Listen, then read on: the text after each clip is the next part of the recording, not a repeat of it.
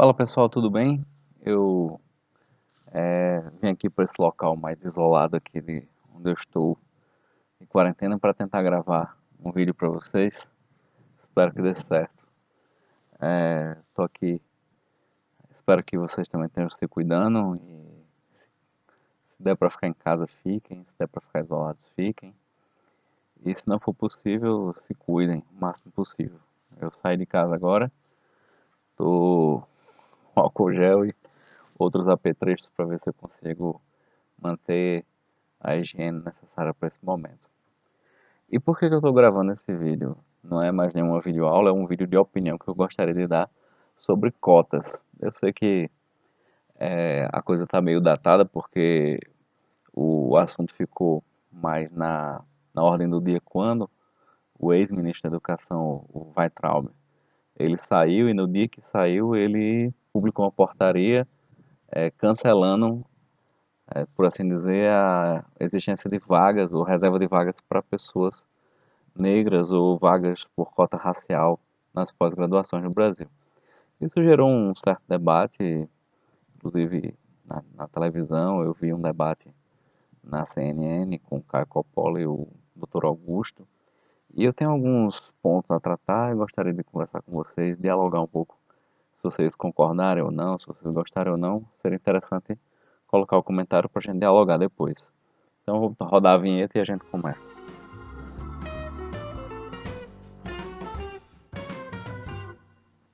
Então, pessoal, de certo modo é desnecessário dizer que a gente vive num país que tem uma história escravocrata de mais de 3 séculos, se eu tiver correto nos meus cálculos, e que isso repercute até hoje, tanto na nossa cultura, em termos de piadas, em termos de o que você considera bonito, o que você considera feio, em expressões idiomáticas, como a coisa tá preta, serviço de preto, dia de branco, esse tipo de coisa que os próprios movimentos negros é, vêm tentando desconstruir ao longo do tempo, e com razão. E dentre essas demandas, né, por assim dizer, está a própria reserva de cotas em universidades, cotas no serviço público, a ideia de que é necessário haver uma diversidade de pessoas que tenham vários percursos de vida para que haja uma pluralidade dentro dos ambientes. E aí, a maioria dos críticos que tecem considerações contra as cotas centram o seu argumento no fato de que, eu não escravizei ninguém, eu não sou culpado disso, eu não tenho essa dívida, como a gente fala, dívida histórica, e que seria injusto, que seria desleal você fazer uma competição por meio de cotas, porque você tira o mérito.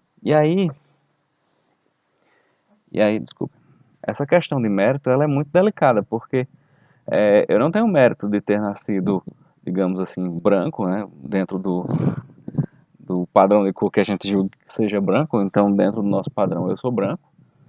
Talvez na França, onde eu morei, eu não fosse tão branco quanto eles, ou em outros países mais nórdicos, mas dentro do meu país eu sou considerado branco. Eu tenho alguns privilégios, sim, e eu não tenho mérito de ter recebido esses privilégios, assim como a pessoa que é negra ou que nasceu na periferia não tem um demérito por conta de dificuldades a mais que ele tem na vida.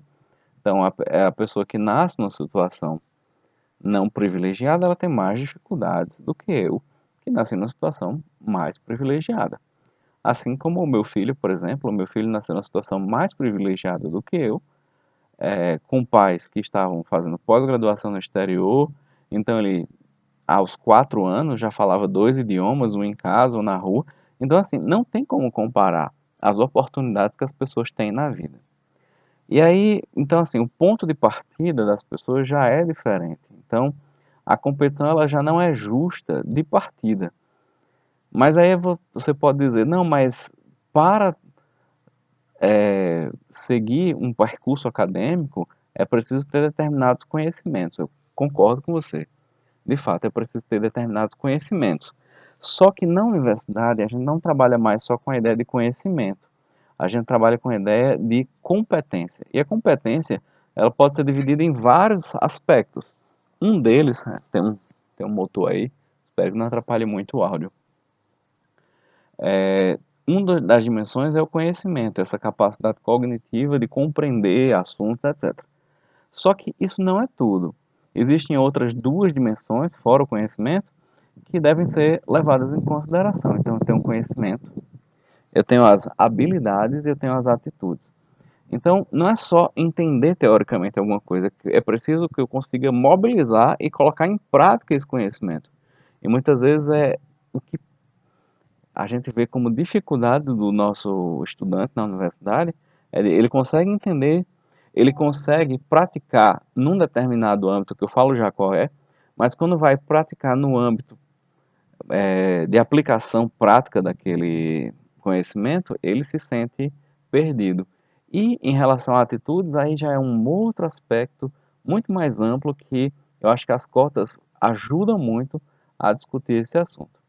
Do ponto de vista do conhecimento, há de se considerar que os alunos que a gente recebe na universidade, eles não estão prontos para a universidade.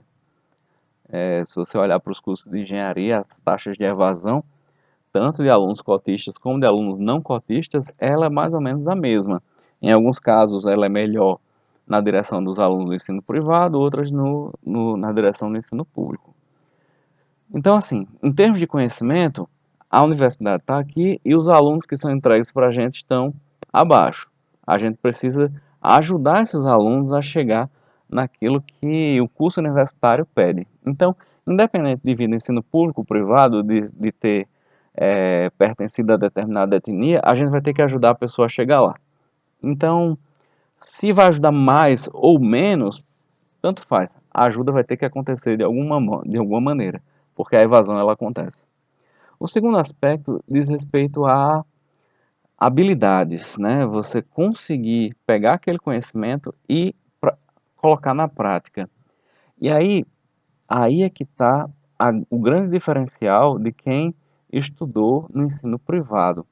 O ensino privado, ele, tanto o privado quanto o público, mas principalmente o privado, ele, no ensino médio, ele é muito focado em treinar o aluno para passar na prova do Enem, para fazer um bom Enem, ou para passar no exame vestibular. Só que, quando a gente faz a seleção de um aluno, a gente precisa não só entender que ele é o melhor naquela prova, mas que ele vai ser um bom acadêmico durante o seu percurso universitário. Então, o fato da pessoa desempenhar bem naquela prova do Enem não quer dizer que ele será um bom acadêmico, porque a habilidade que ele desenvolveu foi de pegar aquele conhecimento e aplicar em uma série de questões para o qual ele foi se preparando e repetindo aquilo. Fora daquele contexto, que é um papel retangular, muitas vezes eles não sabem, por exemplo, pegar uma ideia de um capacitor, de um resistor, e entender o que acontece na física, por exemplo, no chuveiro elétrico, que ele usa todos os dias para tomar banho. Então, assim, é um absurdo a dissociação entre o mundo real e o que a pessoa estuda em física, por exemplo. É completamente dissociado. E aí, na universidade, o professor de física da universidade, o professor das matérias básicas da engenharia, eu estou falando no meu caso, a gente vai ter que fazer o cara entender o que é a inércia na prática, o que é a força gravitacional na prática, o que aquilo funciona, o que é que aquilo realmente implica na vida, para além do enunciado da questão que ele foi adestrado, desculpa a expressão, mas que ele foi adestrado para responder. Eu não preciso do melhor aluno na resposta do Enem. Eu preciso, enquanto professor universitário, do melhor aluno que pega aquele conhecimento e consegue aplicar, porque eu não estou formando uma pessoa que faz questões, eu estou formando um engenheiro. Então, muitas vezes e em muitos âmbitos, a formação que é dada no ensino médio, ela é um preparatório para o Enem, um preparatório para o vestibular. Então, quando a gente considera a questão do mérito sobre esse aspecto, o mérito tanto faz. Tanto faz. Seja o ensino privado ou público, a pessoa que tem um percurso em uma família mais rica ou numa família negra, eles vão ter a mesma dificuldade, porque o nosso preparo não é pensando nesse aspecto. E aí vem um último aspecto, que são as atitudes. Em relação a atitudes, a gente tem falado muito hoje em dia que a quarentena e os cabelos não têm sido uma coisa muito bem associada uma com a outra. Com relação à atitude, a gente tem que compreender que quando a gente fala de atitude de um profissional, não é só aquela coisa que está na boca do coach, não, de você ter uma visão empreendedora, de você ser, de ter iniciativa e tal. Existem outras atitudes que são tão importantes ou mais importantes do que ter iniciativa, ser empreendedor e tal, que é, por exemplo, ter empatia, compreender as limitações do outro, compreender as próprias limitações, ser autocrítico, ter crítica em relação ao que você está, o ambiente que você está vivendo. Então, é muito mais amplo que isso. E nesse sentido, uma seleção que traga pessoas de vários percursos de vida, pessoas pobres, pessoas pretas, pessoas brancas, pessoas pardas, indígenas, a pluralidade dentro de uma sala de aula vai me possibilitar, como professor, a, o desenvolvimento de muito mais habilidades sociais que serão importantes na profissão da pessoa do que propriamente é, ter uma sala com aqueles que são os melhores, mas são os melhores sob o ponto de vista da prova do Enem, da prova de seleção, e não do percurso acadêmico e não necessariamente os melhores na vida profissional que eles terão no futuro. Então, é importante deixar claro que qualquer que seja o método de seleção que você fizer de um estudante universitário, haverá sempre um grau de injustiça e haverá sempre um grau de arbitrariedade. E a gente tem que entender que dentro da competência que uma pessoa vai desempenhar no futuro, existe o conhecimento sim, mas existe a habilidade de colocar esse conhecimento em obra, colocar ele em marcha, né, em aplicação, e a capacidade de ter atitudes positivas, de atitudes corretas, éticas, atitudes que realmente sejam construtivas e para o desenvolvimento de atitudes construtivas, nada melhor, na minha opinião, do que um ambiente plural em que você tenha que desenvolver a capacidade de conviver com o diferente.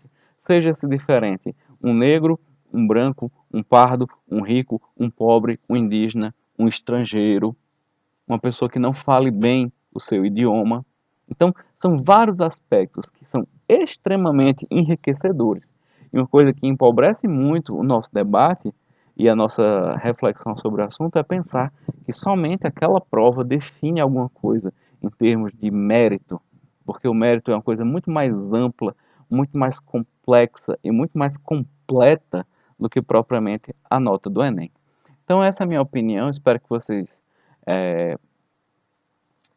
assim, eu não sei se vocês já pensaram por esse prisma, se vocês já analisaram essa questão por esse ponto de vista e por esses prismas, digamos assim, que eu trouxe aqui hoje. Caso vocês tenham gostado, não esqueçam de curtir, se não tiver gostado também clica no não gostei, mas não esqueça de deixar um comentário para que a gente faça o debate, tá bom? Um abraço e até o próximo vídeo. Tchau, tchau.